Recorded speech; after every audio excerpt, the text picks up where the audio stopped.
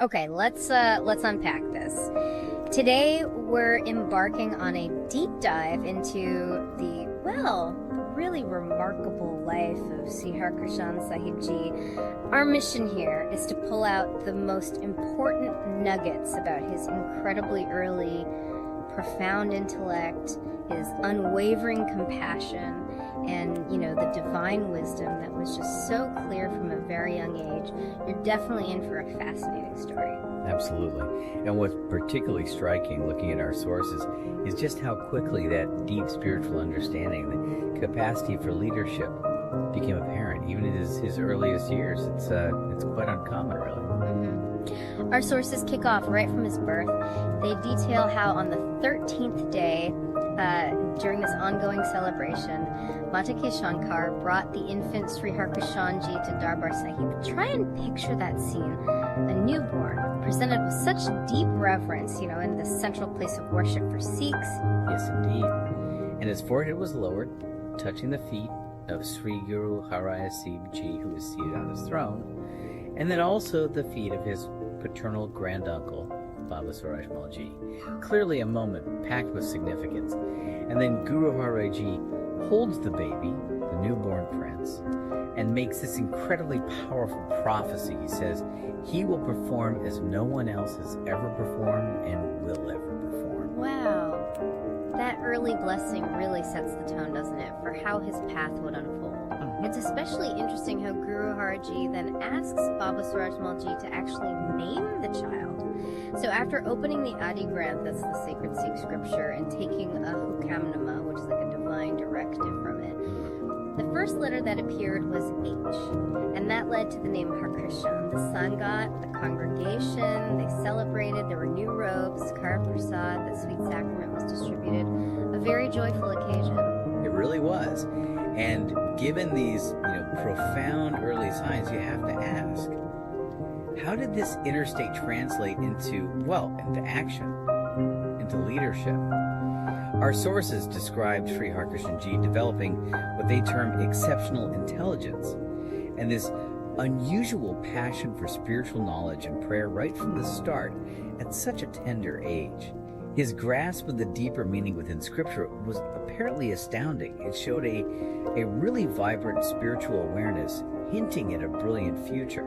Yeah, and you can see his dedication reflected in his daily routine, reciting Gurbani, the sacred hymns, completely by heart, sitting with respected scholars, spending hours in meditation. And importantly, the sources note he remained calm and cheerful consistently throughout the day. His mind was apparently free from things like fear, anger, envy, or any such human weaknesses. It sounds like more than just discipline, like an inherent peacefulness. Exactly. And it wasn't just about intellect or inner peace. The sources really emphasize his deep compassion. His focus on spiritual knowledge wasn't purely academic, you see. It flowed directly into illuminative love and intense care and concern for the poor and destitute. He'd actively visit the sick, making sure they got the medical care they needed, proper nursing. His glance, his healing glance, is described as something that reassured people, drew them towards health and joy. He focused on both needs, physical and spiritual, inspiring courage, inspiring hope, especially for those who are, downtrodden by the social and political systems of the day. It's pretty remarkable when you think about it. At just 5 years old, he learns the Gurmukhi alphabet, the script for Gurbani. And he's not just reading the sacred texts, he's actually scribing them. With handwriting described as amazingly beautiful, he even authored a Pothi, which is a collection of sacred writings. It was titled Sri Satguru Ji de Muhe Diya Sakya Hoya. That essentially means stories and teachings from the Guru's own mouth. It contained 33 sakis, or spiritual stories, covering core Sikhi principles. I mean, that's not just learning, that's creative spiritual mastery at age 5. Astonishing, isn't it? Yeah. And his talents didn't stop there. They extended to kirtan, the singing of hymns. The sources note his voice was melodious, which mesmerizes the audience. And he played an instrument, a saranda, a type of stringed instrument, mastering it young. Even his pronunciation of Gurbani at that incredibly tender age, it fascinated the Sangha, the congregation. it just showed such a deep understanding, even in how he delivered the words vocally.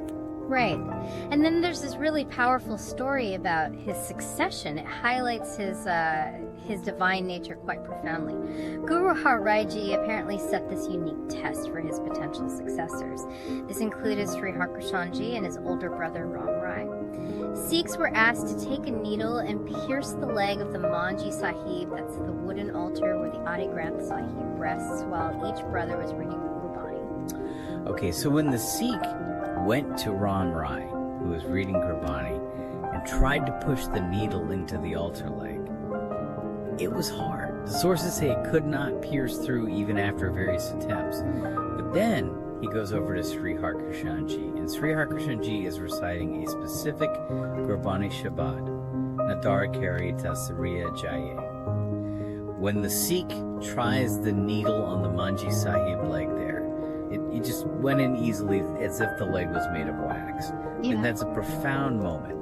It clearly demonstrated his inherent spiritual power, an innate connection to the divine word. So reflecting on all this, what does it mean for you, listening? Sri Harkrishan Sahib Ji's life, yes, it was brief, but it stands as this powerful testament, doesn't it, to profound spiritual wisdom, truly selfless compassion, and an unwavering commitment to humanity right from the earliest age. He really embodies an ideal of service and enlightenment. Absolutely.